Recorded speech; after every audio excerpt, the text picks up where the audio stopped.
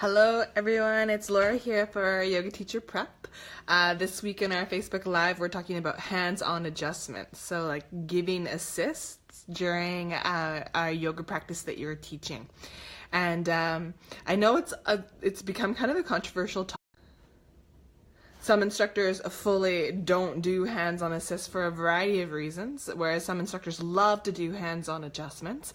So today we're going to talk about pros and cons of giving adjustments, and then I have a little gift for you at the end of our broadcast today. So as you're joining me, welcome.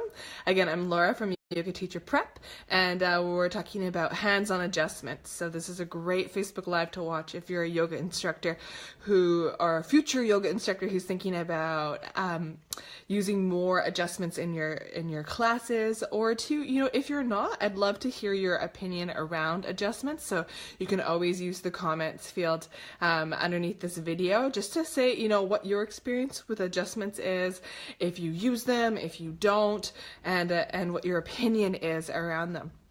So when I first started teaching over 10 years ago now, we were taught how to do a few adjustments in class, and I was trained in a style of yoga called Kripalu, where the focus was mostly on something called like press point adjustments. So we would often, instead of pushing, like manipulating someone into a posture, we would simply place our hand or like our fingers on a part of someone's body in the posture and say, press into my touch.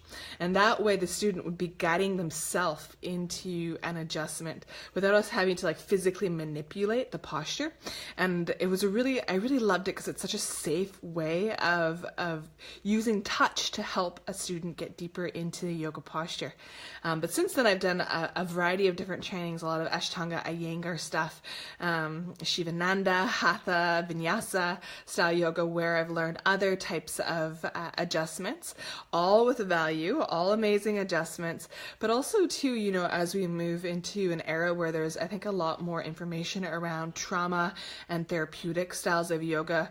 A lot of modern yoga instructors feel a bit challenged by hands-on adjustments because we're aware now all of a sudden of different elements that might come up in hands-on adjustments. So for example, students who are working with past traumas, touch might not be an effective means of helping them come deeper into a posture. It might in fact do more harm than good. So when you're giving hands-on adjustments, it's always important to keep this in mind.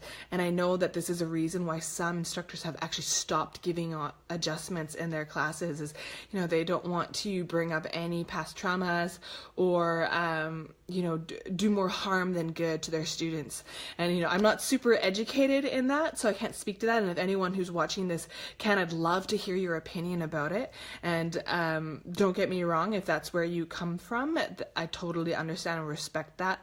But I have a bit of a soapbox. I feel like, there is a power in touch, a healing power in touch, and that, the majority of people are comfortable with having some just like light, like comfortable, safe, of course not sexual touch when they're practicing, and it makes me sad to think that this is becoming extinct. Hands-on adjustments are becoming extinct because I think there's a lot of therapy in touch, and I guess too, modern age, there's a lot of fear around touch, like lawsuits, especially for male yoga instructors working with female students. They have to be super careful, which is totally understandable, but there is still so much value. And, sometimes I get kind of, even in the classes I'm teaching nowadays, I get worried that, I don't know, someone's not going to like it or they're going to think it's weird, when in reality, every time I do a hands-on adjustment, for the most part, like 90% of the time, if I'm doing a lot of hands-on assists in a class for whatever reason, I'm just feeling like it, at the end of the class, the students always come up to me and are like, hey, I really enjoyed that. Can you do more? Really like that. I'm always overwhelmed by the positive response to it. So, if you're looking for ways to take your yoga classes to a new level, I highly encourage you to incorporate more touch into your classes. Now, there's a few different reasons around why to give hands-on assists. So I want to speak to why hands-on assists are good to happen, are good for you to do as an instructor. So number one is it helps students get deeper into the posture. It gives them more access to the action. Number two is that it can help correct alignment within a yoga posture. And number three, it could just kind of help them relax further. It can help them feel appreciated and acknowledged for being in your class. So just keep that in mind and know that when you give a hands-on adjustment, or even when you're taking a class, it's not necessarily because you're doing the posture wrong. Some people get kind of fearful of that. They're like, oh, but teacher kept touching me. I kept doing everything wrong. No, that's one of the reasons that perhaps they might be touching you, but another might be the fact that they're, helping you come deeper into the pose so you can get more out of the posture in a way that you might not necessarily be able to do on your own. And then again, the other reason is that it's just a kind of a nice way to acknowledge your student and say, I see you. Okay, thank you for being here. I'll often, if I didn't have the time before class to say hello to a student, maybe they snuck in at the last minute, I'll place a hand on their shoulder or something like that, just as like a gentle acknowledgement, like, thank you for being here. I appreciate your business, your presence in my class. So there's a variety of reasons around why you can give hands-on adjustments. Now, I know another fear that comes up for yoga instructors, especially new instructors, and I've felt this too, is around how much pressure to give during an adjustment. And the key to this is really practice. Like, it's hard to explain, right? How hard to push on someone, especially some of these really manipulative types of adjustments, or really like a hard pressure assists. You need to practice this before you take this into the public. So get a friend over and go try the assist on them and say, how was the pressure?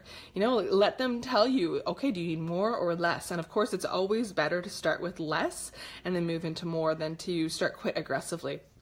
So that is super important. But I often find that instructors will err on the side of too gentle before they go too hard. And I feel like, and this is again a weird thing with me, there was like a cartoon years ago, I don't even know what it was, I got this idea from it, called Salad Fingers. It's like, I don't know, it's like a cartoon with someone who's got like romaine lettuce leaf fingers or something like that. And it's like cold, clammy hands. And I feel like instructors who sorry, those are my dogs. Instructors who give adjustments where they're just kind of like not even like being clear around what the adjustment is. They're just kind of like petting you. It's just so awkward and uncomfortable. So, and I think that comes from a place of being fearful of applying too much pressure, but pressure is good. It indicates to the student what you're trying to do, and also tells them, what gives them the intention behind the adjustment. Whereas if you just kind of are like doing this to their shoulder, they're gonna be like, what the heck am I supposed to be doing here? What's the reason for this adjustment? So salad fingers, please don't do that. It's a really awkward and uncomfortable feeling when someone just kind of like places their hands on you in a way that's not clear. So whenever we go to give an adjustment to a yoga student, step into the student space with intention. And, and don't be afraid to be firm, and then ask the student, how does this feel? More or less pressure. Communication is really key. But above all of this, something I should definitely speak to is the most important thing about giving hands-on adjustments is the permission aspect. Okay. And there's no right or wrong way of doing this. And some teachers like to, at the beginning of class, have their students raise a hand. If they don't want to be touched, they could have their students in child's pose or something so no one can see.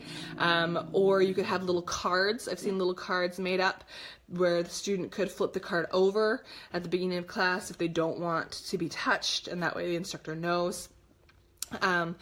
Or what I usually do is, when I feel like now is an appropriate time to give an adjustment to a student, I'll walk up to them and say, is it okay if I give you an adjustment? So I'll ask for permission in the moment and kind of show them what I'm about to do. So permission is the most important piece, and this keeps your students safe, but also keeps you as an instructor safe, liability wise. And and is really key to creating a sense of safety within the class that you teach. Yeah, so that was a lot of information around assists and adjustments. Okay, so say you're a yoga instructor and you're already doing a lot of this. How do you take your hands-on adjustments to the next level? Okay, how do you do that? And you guys, if you have suggestions as you're watching the live, please don't hesitate to type them into the comments and share them with the group, so it's not all about me. I'd love to hear your experience with providing hands-on adjustments. I remember I used to take this class with an intense Ashtanga instructor, and she would do what we call hard assists, like full-on manipulative assists. And I remember being in a wide-legged forward fold, and she came behind me and she put the heel of her hand on my sacrum and pushed me forward, and I lost it. I fell on my head, and I felt like it was my fault. Like I wasn't strong enough to hold me there, and she was just such a strong personality, and she just kind of left me there. But I never went back to the class, and it was such an unpleasant experience with adjustments that it created a lot of fear for me as an instructor. So it is, I think, important to, even though I am a huge advocate for giving like strong hands-on adjustments, there's a line, there's a balance between what's too much and what's not. So please be careful with that. So, okay, how do we take our adjustments to the next level? I'm going back to the 3 reasons we give adjustments, so being really aware of that. So the 3 reasons that I mentioned at the beginning of the Facebook Live were someone's doing the posture perhaps a little bit incorrectly or wrong, so you're helping them come into the greater alignment within the posture. Someone is, in the posture, but that with a hands-on adjustment, you can help them go deeper into the posture to get more access to the action. So you can help them feel the posture more. And then the number 3 reason that I give adjustments is acknowledgement. Is just a way to show someone that I'm there for them. I see them, I care for them. That gentle touch is almost like a hug between friends, okay, but less intense, because we have a student and teacher relationship, okay? So we're keeping those 3 reasons in mind is really, really important when you are giving adjustments. If you have any questions, I'll check back later today. Don't hesitate to just type in the comments field. But I want to get to the best part of the live, which is the gift that we're giving you. I have created over the winter time. I created with the help of Yoga Teacher Prep, everyone at Yoga Teacher Prep, and beautiful model Shalan.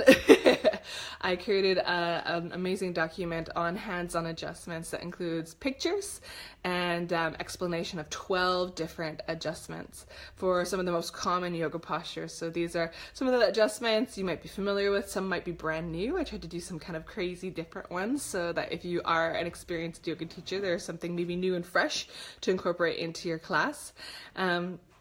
So we're giving this to you as a gift, and as soon as I get off the live, I'll let you know in the comments field how you can get your hands on it. It's a free download. Oh, and there we go. We've posted it in the comments field, so there's the link you can click on to get the free hands-on assists guide. And yeah, I put a lot of love into that. We created it over the winter, so you'll see I was about 6 or 7 months pregnant at the time. Now I am 9 months pregnant, so I look a little different. But Shalan, our amazing model, was such a great sport. We spent a full day taking the pictures and breaking down the postures in it. So it's a great resource if you're looking to take your teaching to the next level. And I really think that hands-on adjustments are a great way to, in fact, do that. Again, like I said, my experience with them was first a little fearful, not sure if I had the confidence, how much pressure do I put, but once I practiced a lot, I started to, get the confidence built up and have found such an overwhelming response, positive response when I do provide adjustments that I really feel like it is a great way to accelerate your career. Jeanette says, I don't like to be adjusted, so as an instructor, I hesitate to perform them on other people. Totally makes sense, unless they're asking for the help. Also, I teach at a prison. No touching allowed there. Yes. Okay. Yeah, great point.